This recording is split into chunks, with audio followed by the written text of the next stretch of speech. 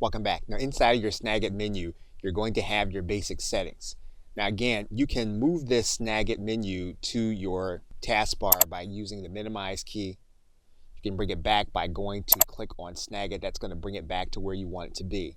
You have some basic settings. Basically, if you want to make sure that your capture or screenshot is automatically previewed inside of your editor, you're going to indicate that with this control. If you want it to be copied to the clipboard, you're going to indicate it with this control. So this will also move the capture to your clipboard automatically. If you want to make sure to capture the cursor inside of your image, you can do that. If you don't want to, you can turn that off. Now, in order to set up your captures, what you can do is you can turn on a 5-second delay, which the process will not start right away until you get fully set up.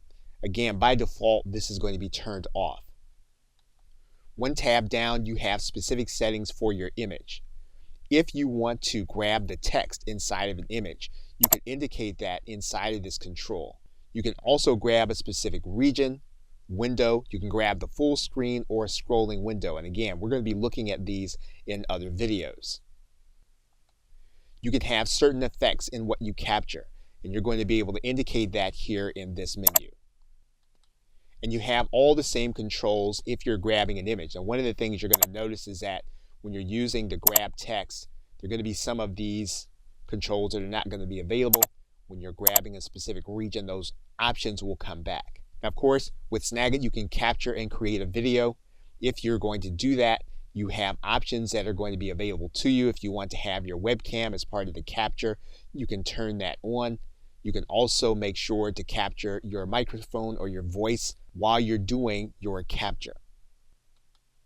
You're going to see that you can capture a region or window when you're doing video, and that you can share your video into certain places. For example, when you complete your video, you can have it shared into Screencast, Camtasia in order to be edited, or some other areas for your video. So before you start a series of screen captures, you're going to want to set your preferences before you start the process. If you determine that you're going to do an image, you're going to do these settings. If you're going to be capturing into a video, you're going to be working with these settings. Okay, so with that, thanks, and I will see you in another video.